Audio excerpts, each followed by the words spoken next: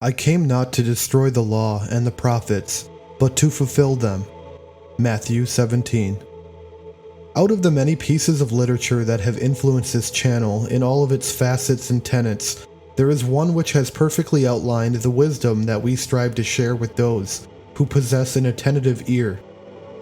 In 1908, a certain Eduoard Shure released a book by the title Jesus, the Last Great Initiate, a commentary which includes passages from the Krishna and Orpheus, which tell the tale of universality among religions, a succession, if you will, of influential prophets known as initiates. Within the walls of the esoteric temples, initiates are those who seek light and use the knowledge gained to influence others in mind, body, and spirit. Legendary figures whose names are carved into the stones of time, whose records will forever be sought by those who seek light when the world is ever so dark.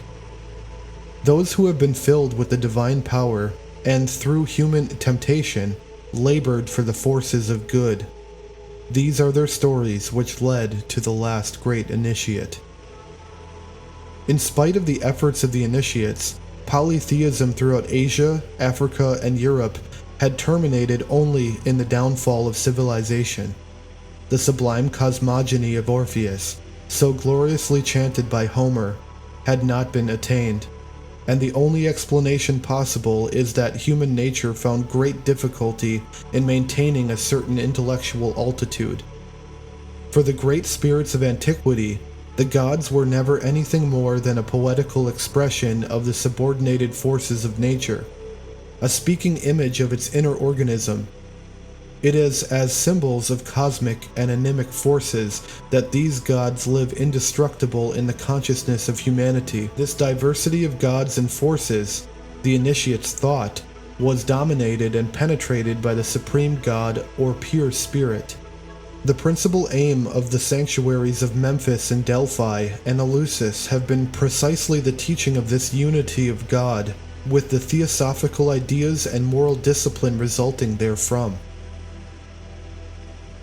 It is important to note that from this segment, we see that from the dawn of civilization, there has been but one true faith, a theosophical school of thought which has been translated through many cultures, and has created some of the world's most prominent religions, all under the structure of the same body.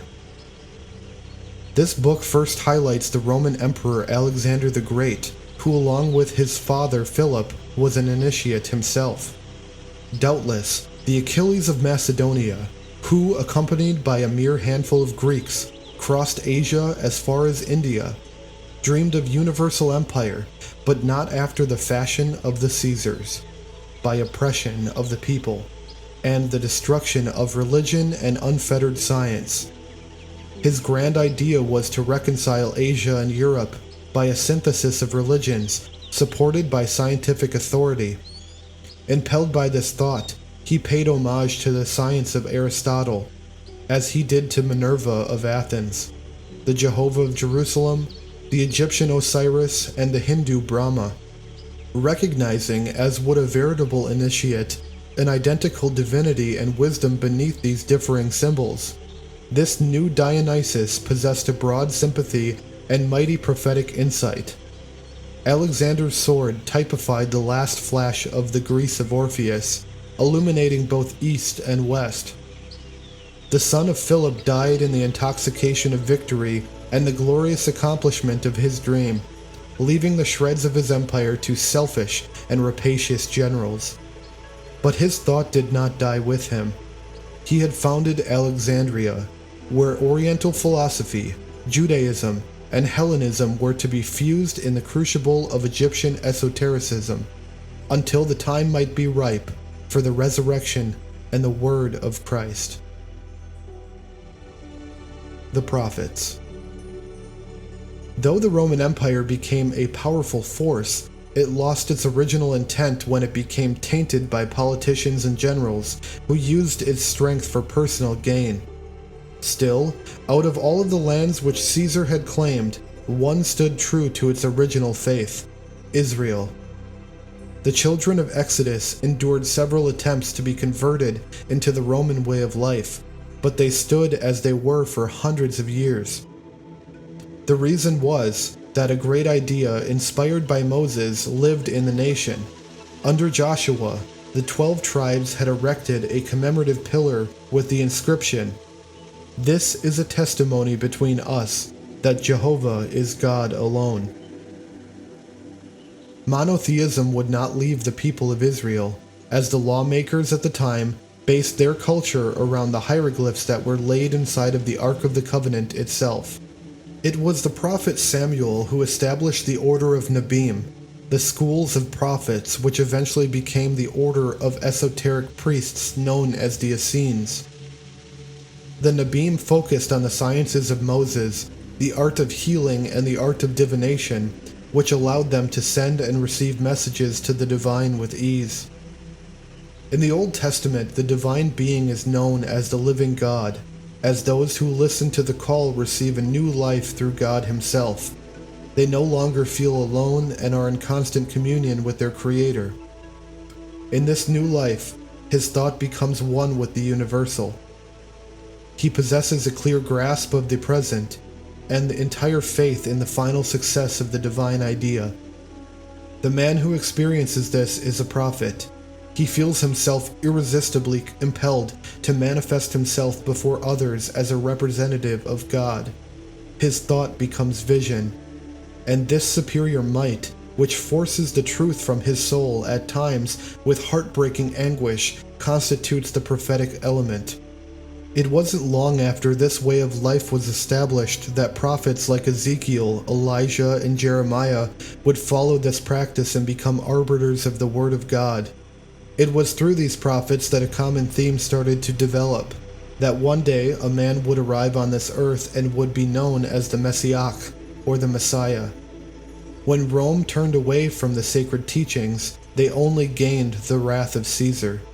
But when Israel knelt before the sacred altars over the course of centuries, they were gifted with the last great initiate. The great Aeschylus, son of a priest of Eleusis, was almost killed by the Athenians for daring to say, in a crowded theater, by the mouth of his Prometheus, that the reign of Zeus would come to an end. 4 centuries later, under the shadow of the throne of Augustus, the gentle Virgil announced a new age, and dreams of a marvelous child. Ultima cumae venitiam carminis etas, magnus ab integro seculorum nascutur ordo, iam redit et Virgo redeunt Saturnia regna, iam nova progenis coelo demitutur ordo, tu modo nasciente puero, quo feria primum. Desinet ac toto surget gens aurea mundo, casta fave lucina, tus iam regnat Apollo. Aspice convexo nuntantem pondere mundum, terrasque, tractusque maris, colecumque profundum, aspice venturo laetantur ut omnia seclo. The last age of poetry has come to Cumae. A great order of the ages is born afresh. Virgo is already returning. The kingdoms of Saturnia are returning. Already a new generation is being sent down from heaven. You are just a newborn child. Where the iron first it will seize, and the whole golden nation will rise to the world. Cast favor, Lucina. Your Apollo already reigns. Look at the convex swaying weight of the world, and the earth, and the stretch of the sea and the deep sky. Jesus and Mary. It was during the terrible reign of Herod, when the children were being slaughtered out of fear that the Messiah would overthrow the kings of Rome, when the time would at last arrive and the prophecies would come to fruition. Mary and Joseph, since Matthew gives us the genealogical tree of Joseph to prove that Jesus can trace his descent from David. At a later date, legend, anxious to show the supernatural origin of the Christ, wove her web of gold and azure. The history of Joseph and Mary, the Annunciation, and even the infancy of Mary in the temple. To the soul which comes from heaven, birth is a death. The death of an era and the birth of a new one. However powerful might have been the impressions of the outer world on the soul of Jesus, they all grew pale before the sovereign and inexpressible truth in his inner world. This truth was expanding in the depths of his nature, like some lovely flower emerging from a dark pool. It resembled a growing light which appeared to him when alone in silent meditation. At such times, men and things, whether near or far away, appeared as though transparent in their essence.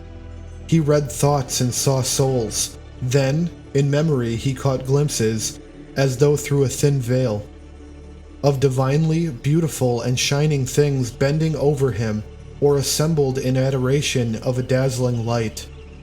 Wonderful visions came in his sleep, or interposed themselves between himself and reality by a veritable duplication of his consciousness.